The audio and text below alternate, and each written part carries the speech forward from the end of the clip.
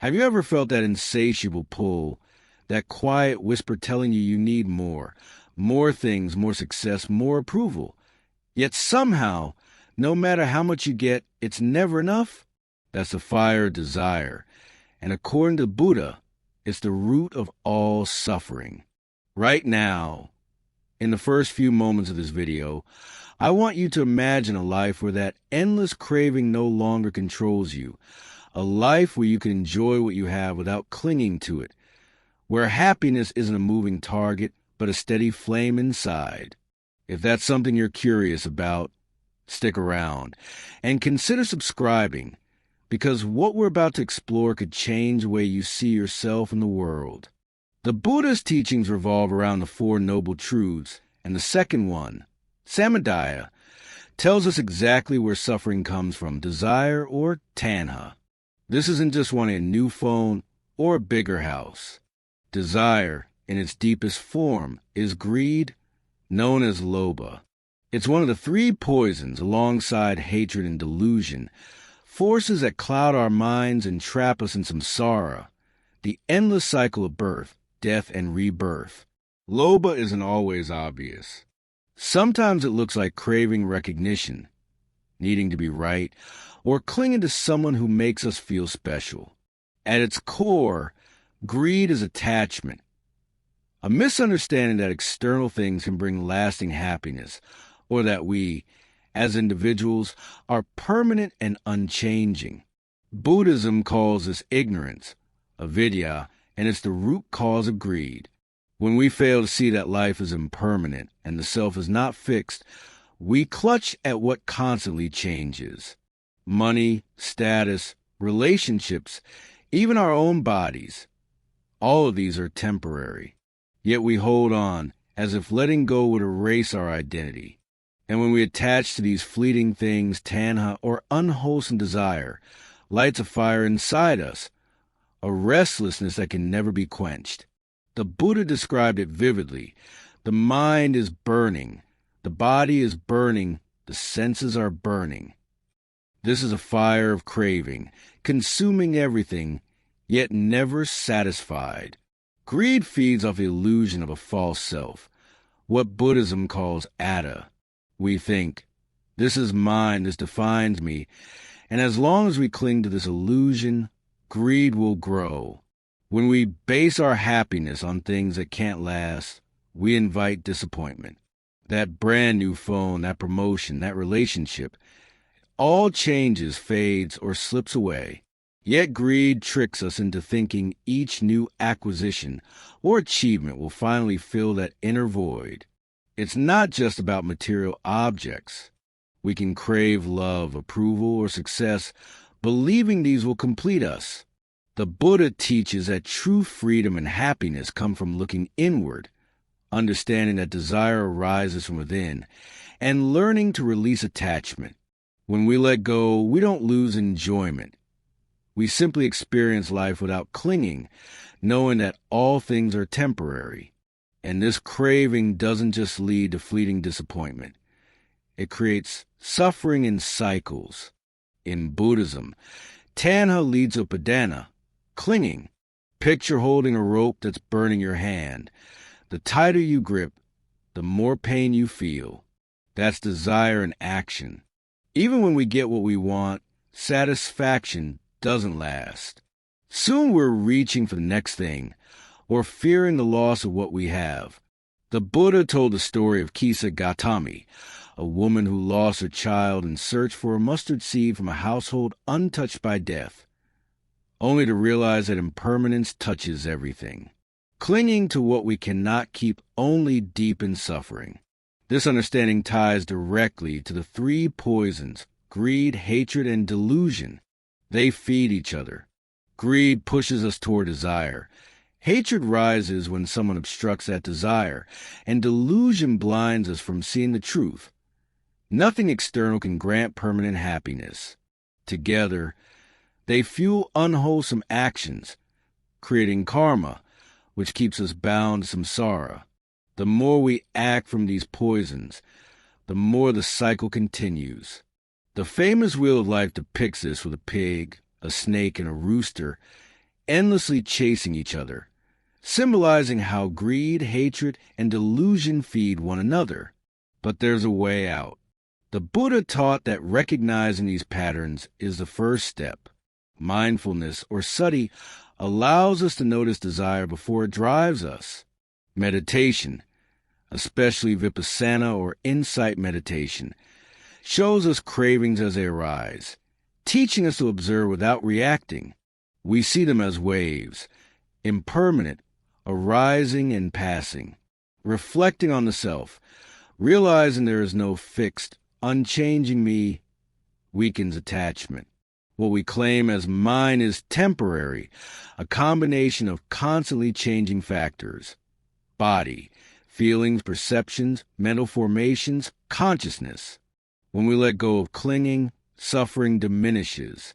In today's world, greed is amplified. Social media, advertisements, and constant competition feed desire, showing us what others have and making us feel lacking.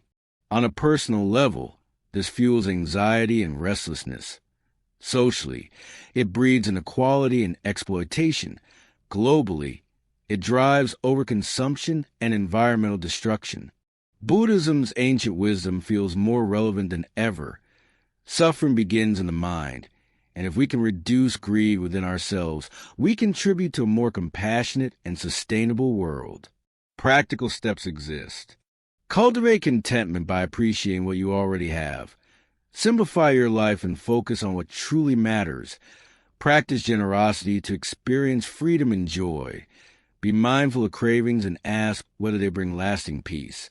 And remember impermanence, understanding that letting go brings true happiness. Greed is powerful, but it is not unbeatable. Through mindfulness, ethical living, and generosity, we can find peace, contentment, and freedom from suffering. Liberation begins with recognition, understanding, and daily practice. An invitation to transform your life and inspire others along the way. And if this message resonates, consider subscribing, because embracing these teachings doesn't just change your perspective, it changes your life. Let's dive deeper into how desire actually creates suffering, because understanding this is key to freeing ourselves from it. In Buddhism, the word tanha, craving or thirst, doesn't just mean wanting things. It's the force that makes us cling. We cling to possessions, people, and experiences, thinking they'll bring us happiness or security. But the truth is, clinging is the very source of pain. Imagine holding a rope that's scorching your hand. The tighter you grip, the more it burns. That's exactly what happens when desire takes hold of our minds. Even when we get what we crave, satisfaction is fleeting. We may feel a spark of happiness, but it quickly fades. Then comes the next craving, the next must-have, or the fear of losing what we already have. The Buddha illustrated this brilliantly with the story of 𝐂𝐡𝐚𝐧𝐬𝐞. She lost her only child and, desperate to bring him back, went from house to house searching for a mustard seed from a household untouched by death. Every family had experienced loss, and through this, she realized impermanence. Everything changes, and clinging only brings more suffering. This insight is central. Happiness built on what is temporary is always unstable.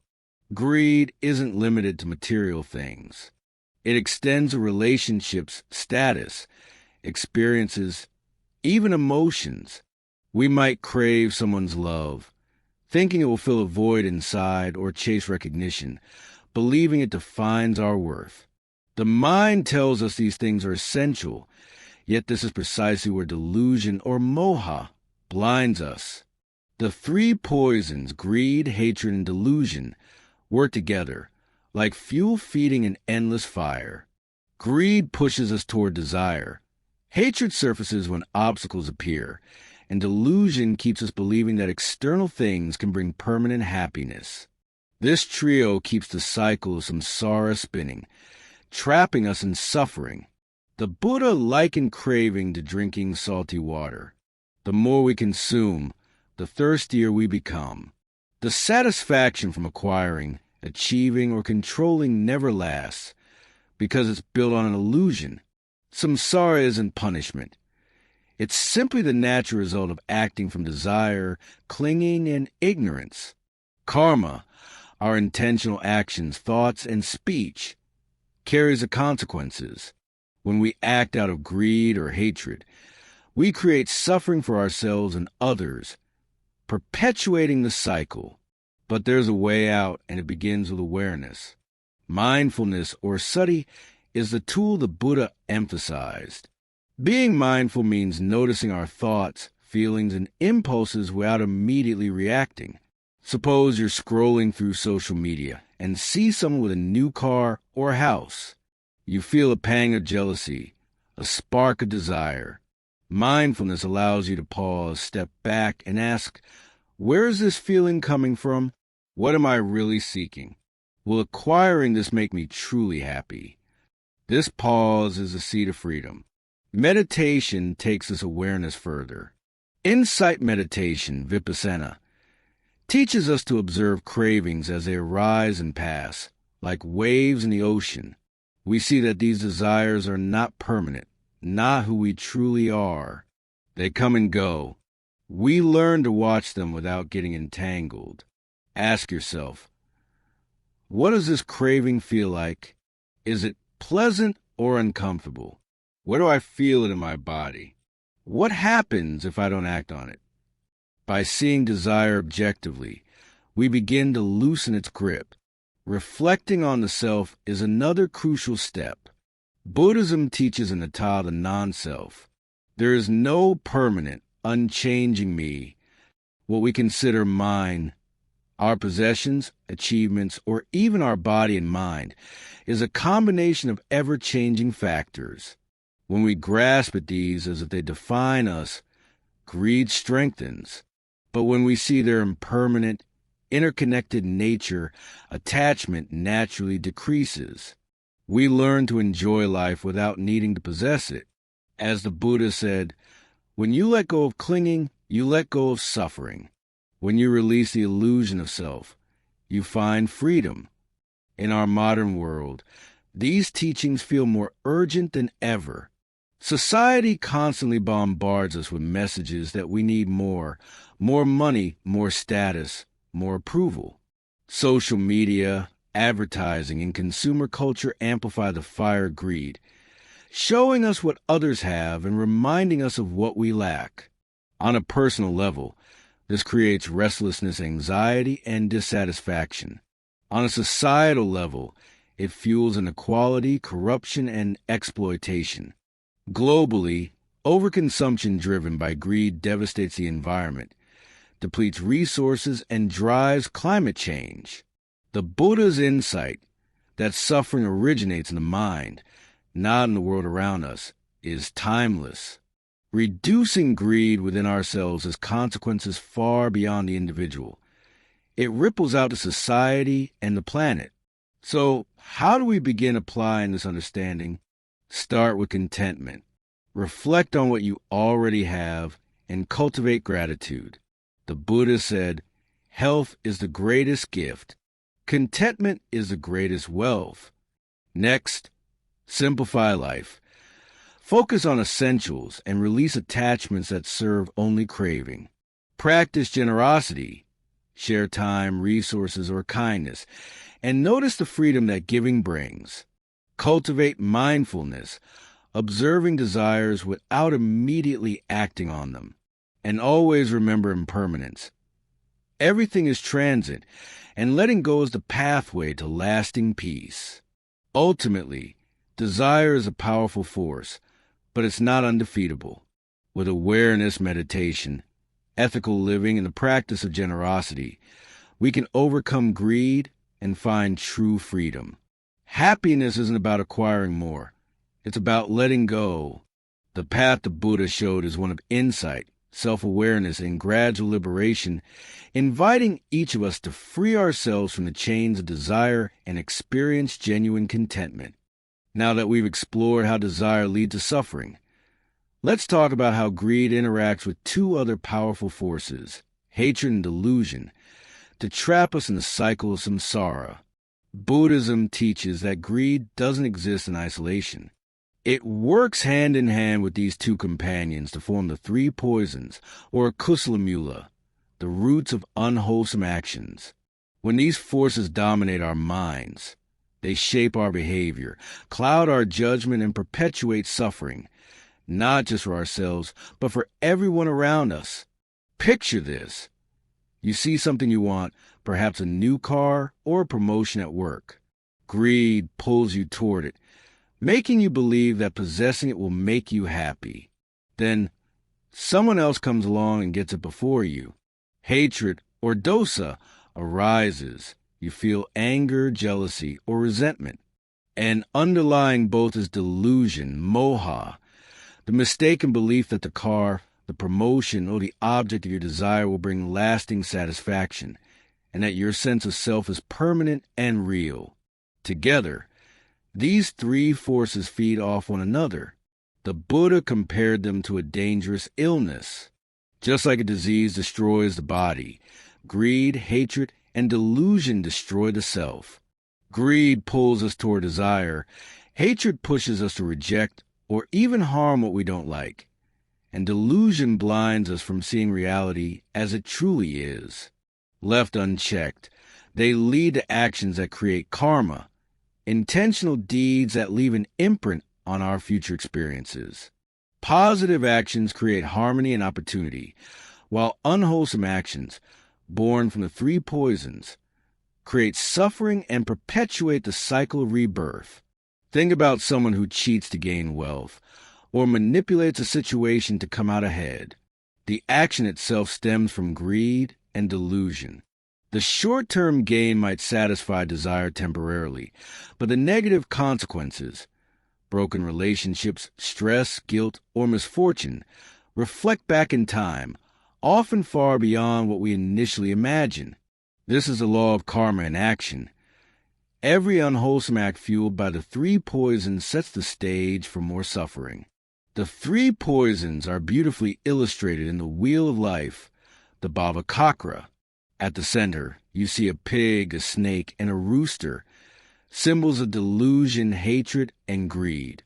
They chase each other endlessly, showing how these forces feed one another, turning the wheel of samsara without pause. The more we act from greed, hatred, or delusion, the more entangled we become, continually reborn into situations that mirror these unwholesome mental states. It's a vivid reminder that liberation isn't about changing the world outside. It's about transforming the mind within. So, how do we begin to break free from this cycle? Awareness is the first step. Notice the moments when greed arises. Are you clinging to something because you believe it will make you happy? When anger surfaces, pause and reflect. Why am I reacting this way? What am I trying to protect or control? And when confusion or delusion clouds your judgment, seek clarity in the Buddha's teachings.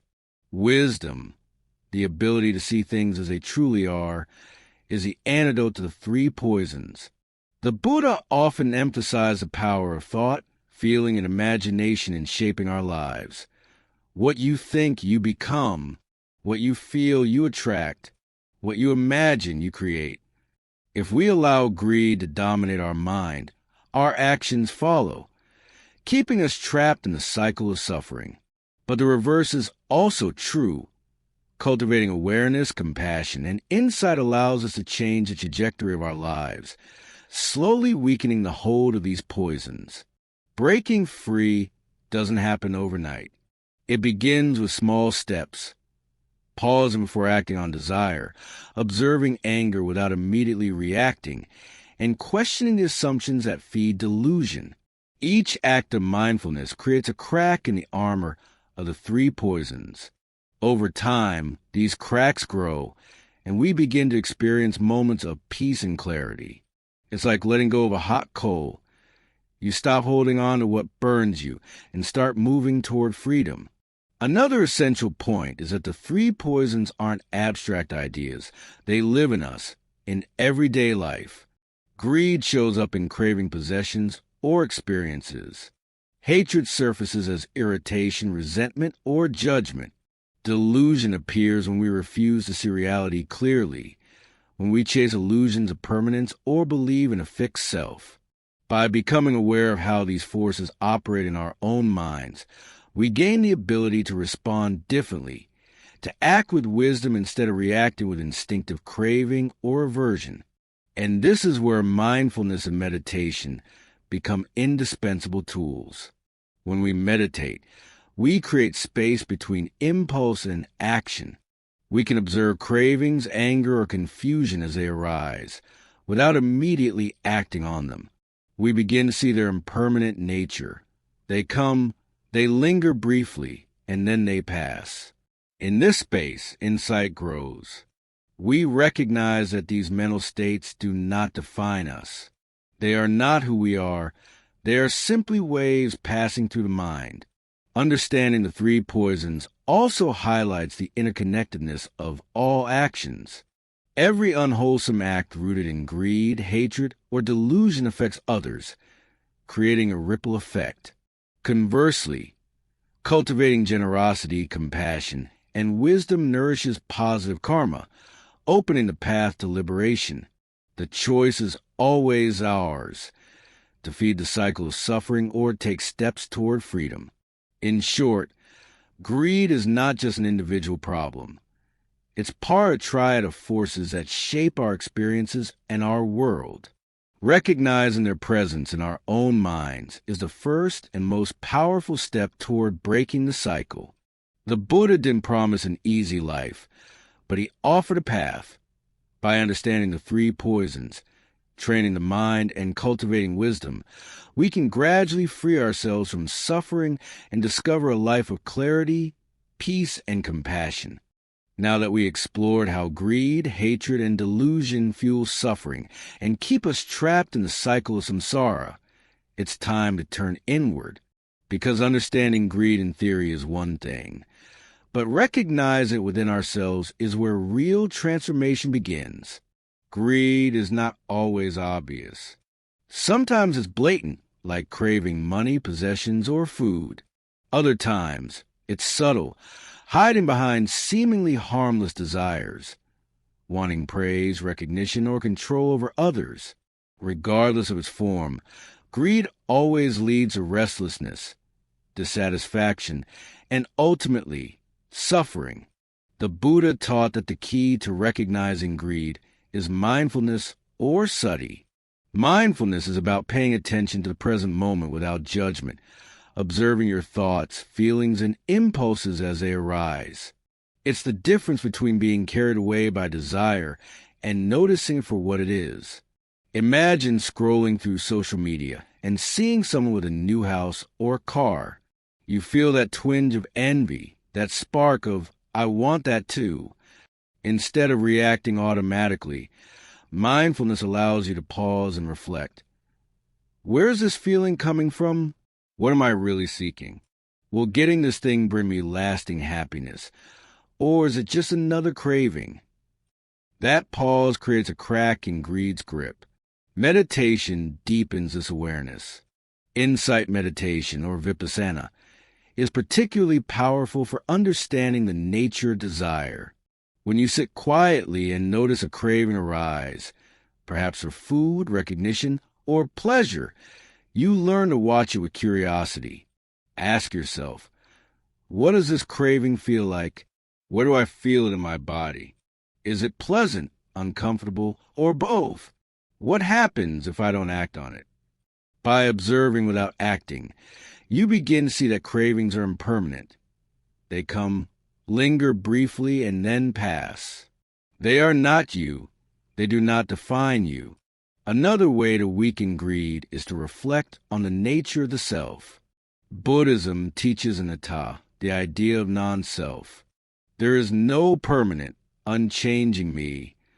When we say, this is my car, or this is my success, we strengthen attachment to a false identity. What we call self is actually a combination of constantly changing factors. Our body, feelings, perceptions, mental formations, and consciousness. Like a river, Our mind flows and changes moment by moment. When we understand this, we naturally become less attached to the things we claim as ours. We see them as temporary and external, not truly part of who we are. The Buddha's wisdom is simple yet profound. When you let go of clinging, you let go of suffering. When you release the illusion of self, you find freedom. By reflecting deeply on the impermanent and interconnected nature of all things, including ourselves, we loosen greed's hold. We can still enjoy life and its pleasures, but we do so without the anxiety of needing to possess or control. Happiness no longer depends on clinging. It arises from understanding. In our modern world, this practice feels more necessary than ever. Society constantly tells us that happiness lies in consumption, competition, and achievement. Social media magnifies this, showing what others have and reminding us of what we lack. Greed becomes a subtle, constant pressure, creating stress, anxiety, and dissatisfaction. Recognizing these patterns in ourselves is the first step toward liberation. Mindfulness helps us notice them. Meditation helps us observe them, and reflection on the self helps us understand them. The Buddha also encouraged practical steps. Practice contentment by appreciating what you already have. Simplify your life, focusing on what truly matters, and practice generosity, sharing time, resources, and kindness. Giving doesn't just help others. It frees your own heart from attachment. Mindfulness allows you to observe cravings before they turn into suffering. And reflecting on impermanence reminds you that everything, including desire, passes. Ultimately, the path to overcoming greed begins with recognition. By observing our desires, questioning them, and understanding the nature self, we cultivate freedom from attachment. It's a gradual process, a daily practice of awareness, reflection, and letting go. Over time, the grip of greed loosens, and we experience a profound sense of peace, clarity, and contentment. Greed is powerful, but it's not undefeatable. The Buddha's teachings offer a roadmap: awareness, meditation, ethical living, and generosity. By applying these principles, we begin to break the cycle, transforming not only our own lives, but also how we interact with the world around us. True freedom, the Buddha teaches, is possible, and it starts with looking within. Now, let's bring these teachings into the context of modern life. Greed today is everywhere. It isn't just about hoarding money or possessions. It's in the constant drive for recognition, status, and success. Society tells us that happiness is something we achieve by acquiring more stuff, more likes, more accolades. Social media, advertising, and marketing amplify this, showing us what others have, constantly reminding us of what we don't. The result? A subtle, persistent craving that makes it almost impossible to feel satisfied. Modern greed has real consequences. On a personal level, it creates stress, anxiety, and restlessness. No matter how much we acquire, there's always something else to want, another promotion to chase, another gadget to buy, another image to curate. The more we pursue these desires, the more dissatisfaction we feel. It's like drinking salty water. The more we take in, the thirstier we become. On a societal level, greed drives inequality, corruption, and exploitation. People prioritize profit over ethics, wealth over compassion, and status over justice. We see this in corporate scandals, political corruption, and the way some individuals exploit others for personal gain. It's a reflection of the same three poisons we explored earlier: greed, hatred, and delusion, operating not only within individuals but across entire systems. On a global scale, greed fuels environmental destruction. Overconsumption depletes natural resources, pollutes ecosystems, and drives climate change. The pursuit of endless growth and material accumulation comes at a cost we cannot ignore. The Buddha's insight that the root of suffering lies not in external circumstances, but in the mind, has never been more relevant. Reducing greed within ourselves doesn't just benefit us personally. It can ripple outward, creating a more ethical, compassionate, and sustainable world. So, how do we respond to modern greed?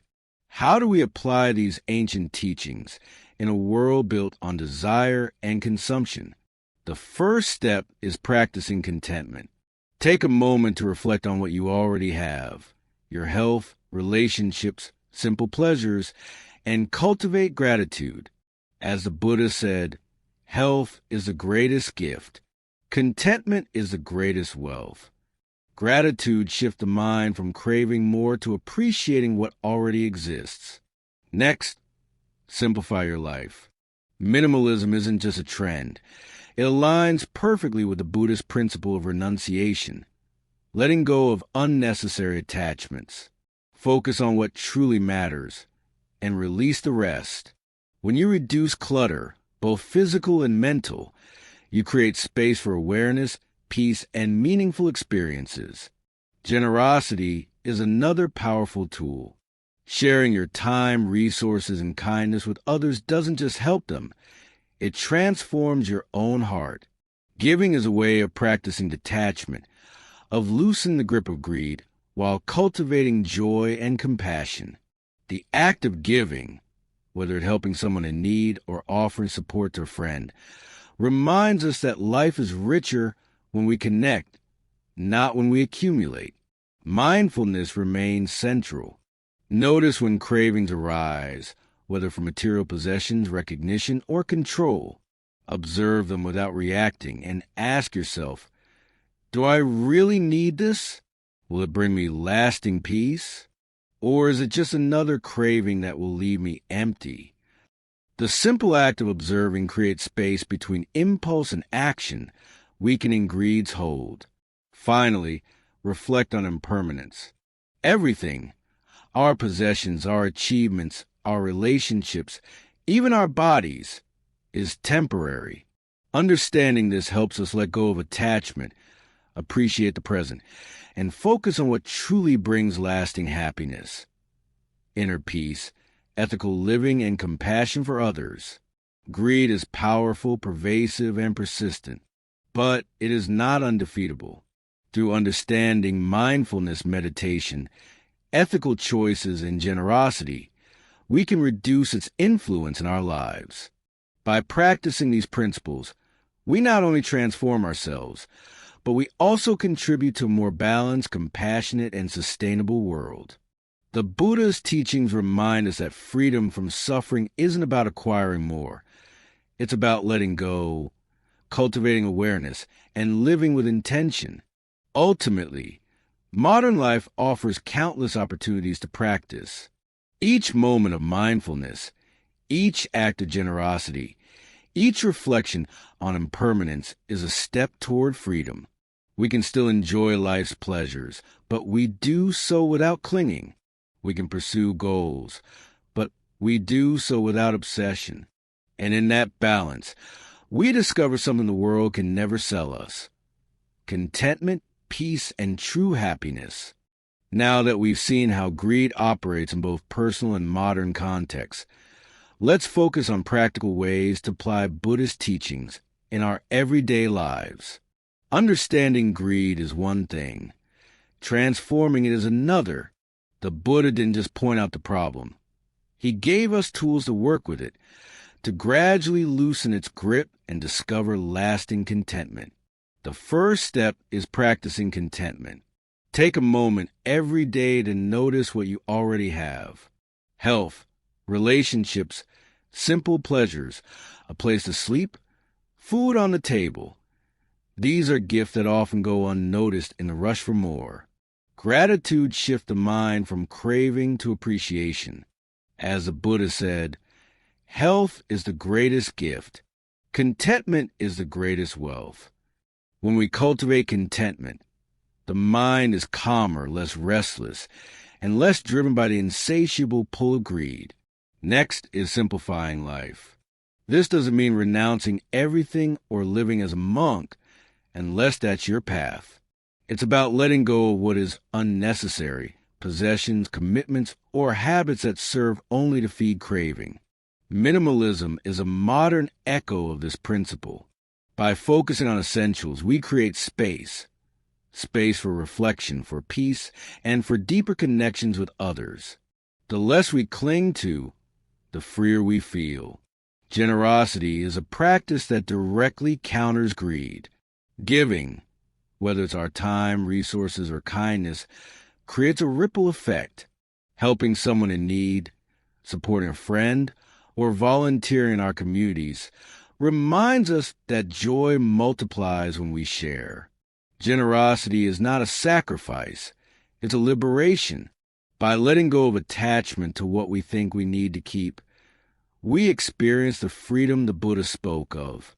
Mindfulness remains central to all of this. Observe your thoughts, cravings, and impulses without judgment. When a desire arises, maybe for a new gadget, approval, or recognition, pause. Ask yourself, do I really need this? Will this bring me lasting happiness? Or is it just another craving that will fade? This simple reflection creates space between the impulse and your action. It weakens greed's grip and allows for wiser, calmer responses. Meditation strengthens this awareness. Insight meditation, or vipassana, teaches us to observe cravings and attachments as they arise, without reacting. Notice a desire, watch it, ask how it feels, and observe it fade. Cravings are impermanent. They are waves, not the ocean. Over time, this practice builds inner clarity. We begin to see that happiness isn't acquiring, controlling, or possessing. It's an observing, understanding, and letting go. Reflection on impermanence, anicca, is equally powerful. Everything in life changes. Our possessions, relationships, bodies, and even thoughts. By internalizing this truth, we learn not to cling. The beauty of a flower, the warmth of a friendship, or the excitement of an achievement, they all change. Appreciating them without attachment allows us to fully experience life without being consumed by it. This awareness creates a stability and peace that external things can never provide. Finally, ethical living supports this transformation. When we act with honesty, compassion, and integrity, we align our actions with wisdom rather than greed. We reduce harm to ourselves and others, creating positive karma that fosters freedom rather than perpetuating suffering. Ethical living is not a burden. It is a foundation upon which a life of peace and contentment is built. By combining these practices, contentment, simplification, generosity, mindfulness, meditation, reflection on impermanence, and ethical living, we gradually weaken the hold of greed. We don't need to be perfect. Even small steps make a difference. Each moment of awareness, each act of letting go, each mindful choice chips away at the cycle of craving. Over time, we begin to experience a different kind of wealth. Freedom, clarity, peace, and genuine happiness. The Buddha's teachings remind us that liberation is possible for anyone. It begins with recognizing the nature of greed, understanding its causes, and taking deliberate steps to transform it. We can still enjoy life's pleasures, pursue meaningful goals, and care deeply about others, but we do so without clinging. Happiness becomes a natural byproduct of awareness, wisdom, and compassion, rather than the pursuit of things that are fleeting and impermanent. In this way, Buddhist practice is not about restriction or denial. It's about freedom. Freedom from the fire of desire, the pull of attachment, and the grip of illusion. By applying these principles in our daily lives, we slowly cultivate a mind that is calm, clear, and joyful. We create a life where contentment arises naturally not as a goal to chase, but as a state of being rooted in understanding and awareness. Now that we've explored practical steps for reducing greed and cultivating mindfulness, generosity, and contentment, let's step back and look at the bigger picture: liberation. The Buddha's ultimate teaching is that freedom from greed, attachment, and suffering is possible. This isn't some distant, abstract ideal. It's a real transformation that can happen in the mind, moment by moment, through consistent practice. Liberation begins with recognition. It starts with a simple yet profound awareness. This desire, this craving, is causing suffering. When we recognize greed for what it is, a transient, insatiable fire that cannot satisfy, we take the first step toward freedom. Awareness doesn't mean judgment or self-criticism. It means observing the mind clearly and honestly. By seeing the truth of our own cravings, we create the conditions for change. From there comes understanding. The Buddha taught that greed arises from attachment to a false sense of self. We cling to possessions, achievements, relationships, and identities because we mistakenly believe they define who we are. We forget that everything is impermanent and that the self we think exists is actually a collection of constantly changing elements: our body, feelings, perceptions, mental formations, and consciousness. This insight, the understanding of non-self, or anatta, is powerful. It frees us from the illusion that happiness depends on external things, allowing us to act with wisdom rather than compulsion. As understanding deepens, practice becomes natural. Meditation, reflection, ethical living, and mindfulness aren't chores. They are tools that train the mind to see clearly and act freely. Each time we pause before giving in to desire, each act of generosity, each moment of ethical integrity, we weaken the grip of greed. Over time, this practice reshapes our habits, our reactions, and ultimately our experience of life. Liberation is not about escaping life or denying pleasure. It's about participating fully in life without being enslaved by it. We can still enjoy delicious food, meaningful relationships, and success in our endeavors, but we do so without attachment.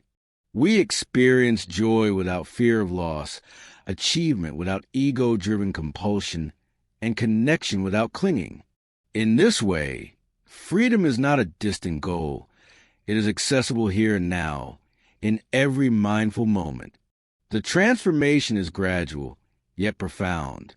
As greed, hatred, and delusion loosen, a natural contentment emerges.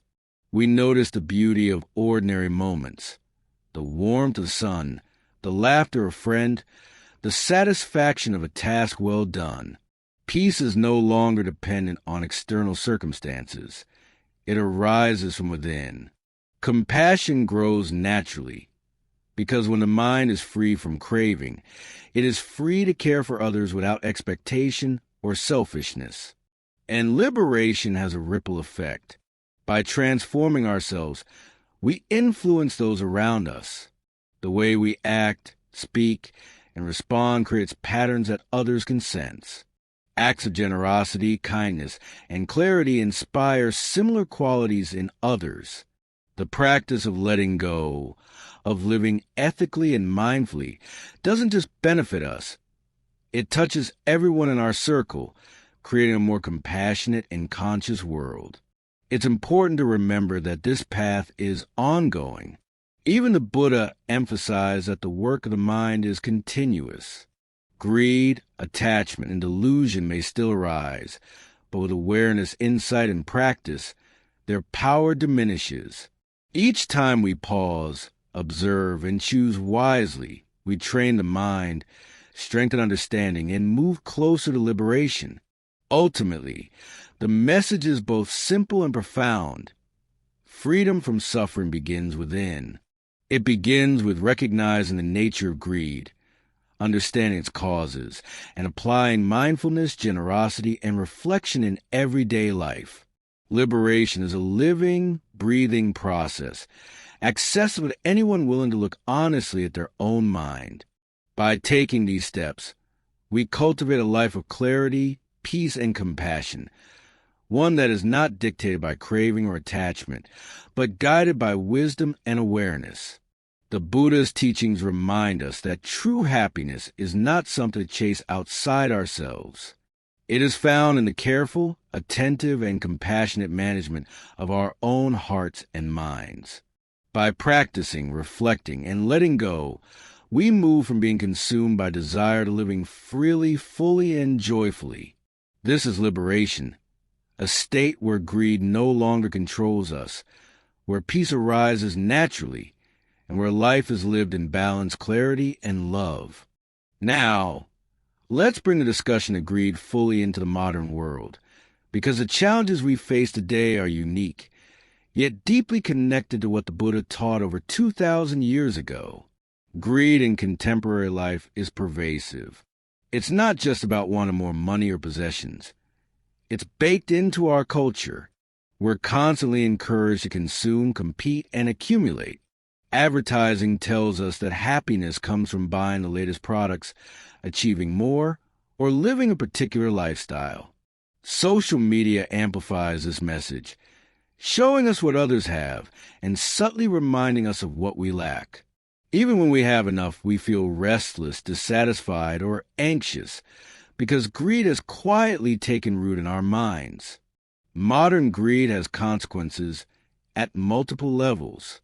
On a personal level, it creates stress, anxiety, and dissatisfaction. The endless pursuit of more success, more recognition, more possessions never satisfies. The more we chase, the more restless we become. Our contentment is constantly postponed, always dependent on external factors. It's as if we are trying to fill a bucket with holes. No matter how much we pour in, it never stays full. On a societal level, greed drives inequality, corruption, and exploitation.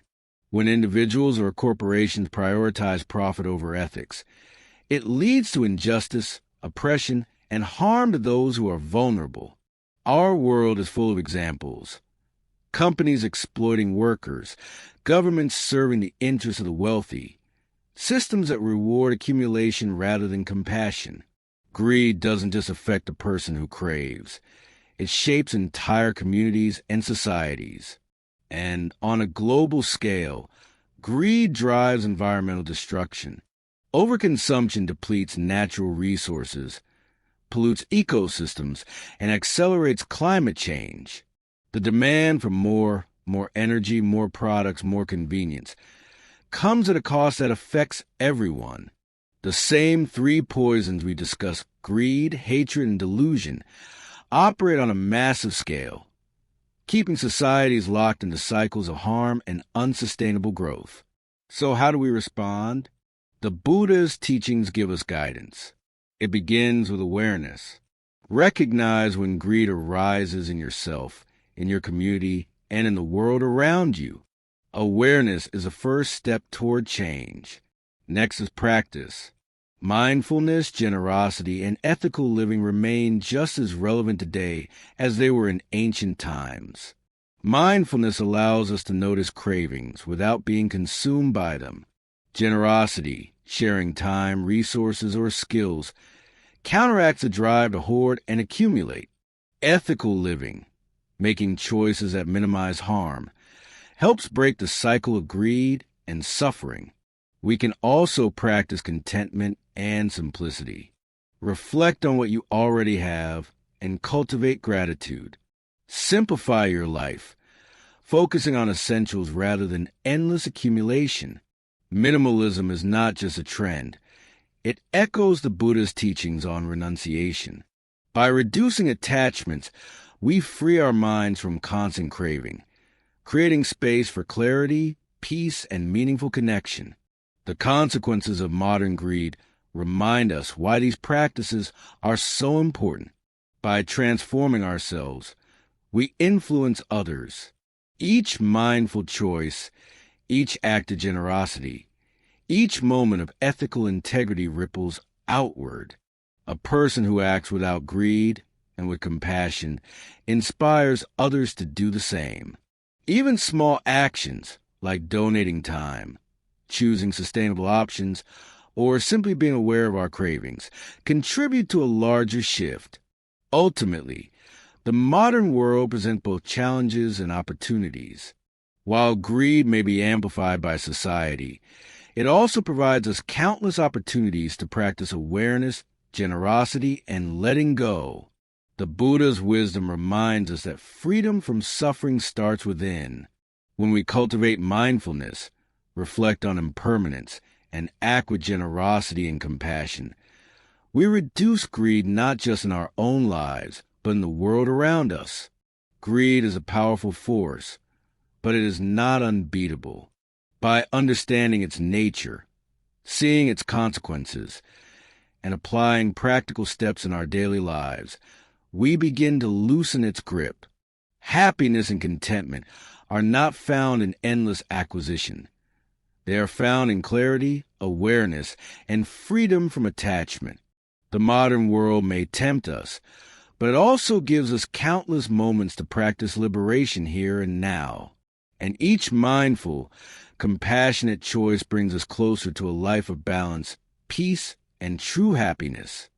As we move closer to conclusion, let's pull together everything we've explored so far and focus on how to live in a way that truly reduces greed and suffering in our daily lives. By now, it should be clear that greed is more than wanting things. It's a mindset, a habit, a force that quietly drives so much of our dissatisfaction. But the good news is that the same mind that creates greed can also dissolve it. Liberation, contentment, and peace are all possible when we practice with awareness and intention. The first key practice is mindfulness. Mindfulness is about observing your thoughts, feelings, and desires without immediately reacting to them. When a craving arises, maybe for new phone recognition or approval, pause. Notice it. Name it. Ask yourself, is this craving real, or is it just another fire trying to burn my peace? This pause, this small space between impulse and action, is powerful. It gives you the chance to choose wisely instead of being carried away. Mindfulness is not a one-time action. It's a constant companion, guiding each moment with clarity and presence. Next is generosity. Giving is one of the most direct ways to counteract greed. And generosity doesn't mean giving only money. It can be your time, your attention, your skills, or even a kind word. Each act of giving weakens the pull of attachment and opens the heart. When you share without expecting anything in return, you experience freedom. You discover that joy isn't something to hold on to. It multiplies when it's shared. Reflection on impermanence is equally essential. Everything in life is temporary. Our possessions, our successes, our relationships, and even our thoughts. By internalizing this truth, we stop clinging and start appreciating. When a flower blooms, enjoy it. When a relationship deepens, treasure it. But understand that all things change. This awareness creates a calm, resilient mind, one that can enjoy life fully without being consumed by loss or desire. Ethical living forms the foundation of this path. Acting with honesty, integrity, and compassion protects the mind from the consequences of greed, hatred, and delusion. Each choice we make, whether in how we treat others, how we consume, or how we respond to challenges, shapes the cycle of our own suffering and the suffering of the world. Ethical living is not a burden. It's a liberation. It aligns our actions with wisdom, allowing us to live without regret and with clarity. Simplifying our lives also plays a major role. Minimalism, intentional living, and letting go of unnecessary attachments all reduce the constant pressure of craving. When we focus on what truly matters, we create mental space, clarity, and peace. Life becomes lighter, more joyful, and more connected. The Buddha's teaching on renunciation wasn't about deprivation. It was about freedom. freedom from the weight of endless desire. And finally, practice contentment. Take a moment each day to appreciate what you have. The simple pleasures, your health, your relationships, the present moment itself. Gratitude shifts the mind from scarcity to abundance, from craving to appreciation. As the Buddha said, contentment is the greatest wealth. True wealth is not measured by possessions or status. It is measured by the peace and satisfaction within. When these practices come together, mindfulness, generosity, reflection on impermanence, ethical living, simplicity, and contentment, they form a powerful path, a path that gradually dissolves greed, reduces suffering, and allows happiness to arise naturally. This is not a distant goal. It is a living, practical approach to life. Each small choice, each moment of awareness, brings us closer to freedom. The Buddha taught that craving brings sorrow, and craving brings fear. But when we let go of greed, attachment, and delusion, sorrow fades. Fear fades. Peace emerges. Happiness is no longer dependent on what we can acquire or control. It arises from the clarity, compassion, and wisdom cultivated within. By following this path, we transform not only ourselves but also the world around us. We become examples of conscious living, inspiring others to examine their own desires and attachments.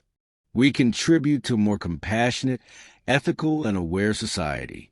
And in doing so, we honor the Buddha's teachings. Freedom begins in the mind, grows through practice, and blossoms into a life of contentment, peace, and joy. This is the essence of living without greed, not through deprivation, but through understanding, mindfulness, generosity, and reflection. It's a life fully alive, free from the fire of craving, and rooted in the awareness that true happiness is already within us, waiting to be realized.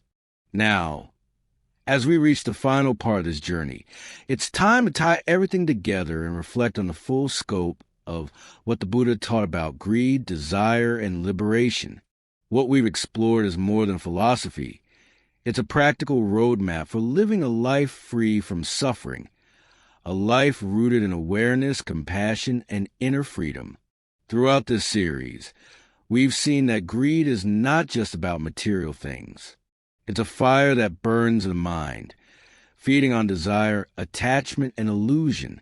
It's what drives dissatisfaction, restlessness, and suffering. Yet, understanding its nature is the first step toward transforming it. Awareness allows us to recognize cravings before they control us. Insight reveals the impermanence of all things and the illusion of the fixed self. And practice, mindfulness, generosity, ethical living, and reflection gives us the tools to respond differently moment by moment. In the modern world, these lessons are more urgent than ever. Greed is amplified by society, media, and culture, yet the principles remain the same.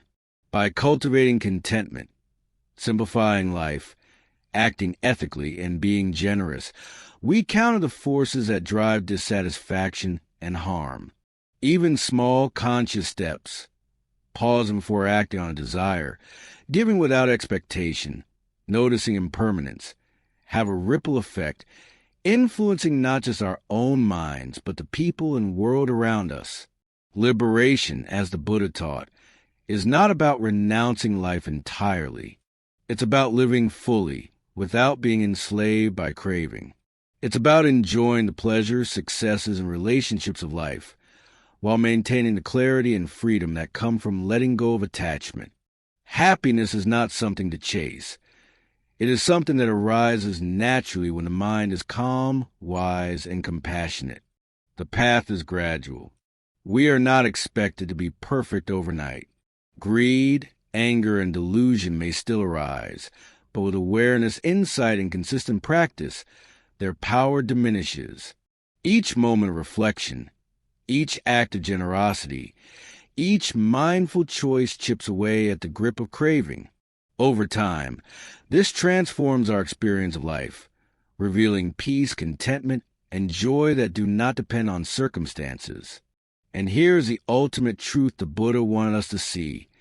Freedom from suffering begins within. The mind that clings to things will always suffer. The mind that lets go, that observes, reflects, and acts with wisdom finds freedom. This is liberation, not somewhere in the future, not in external conditions, but here in the present moment, accessible to anyone willing to practice. So, what can you do today? Start small. Notice your cravings. Pause before acting on them. Give without expectation. Reflect on impermanence. Simplify what is unnecessary. Practice contentment. Meditate. Live ethically. Each of these actions is a step toward freedom. Each is a reminder that happiness is not an accumulation, but an understanding, awareness, and letting go. As you move forward, remember that this path is also an invitation to inspire others. The more we cultivate peace and freedom in ourselves, the more we can positively influence the world. Acts of generosity, mindfulness, and wisdom ripple outward, creating a culture of awareness, compassion, and ethical living. The Buddha's teachings are simple yet profound. Craving brings sorrow. Clinging brings fear. Let go, and freedom arises. Live mindfully, act with compassion. Reflect with insight, and contentment will naturally follow. The fire of greed may appear powerful, but it can be extinguished with understanding, patience, and practice. So let this be the invitation. Practice awareness, cultivate generosity, reflect on impermanence, and live ethically. Transform desire into wisdom, craving into contentment, and attachment into freedom.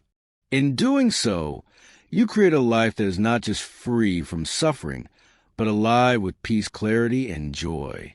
And that is the true meaning of liberation. The life the Buddha showed is possible here and now, in each mindful, compassionate choice.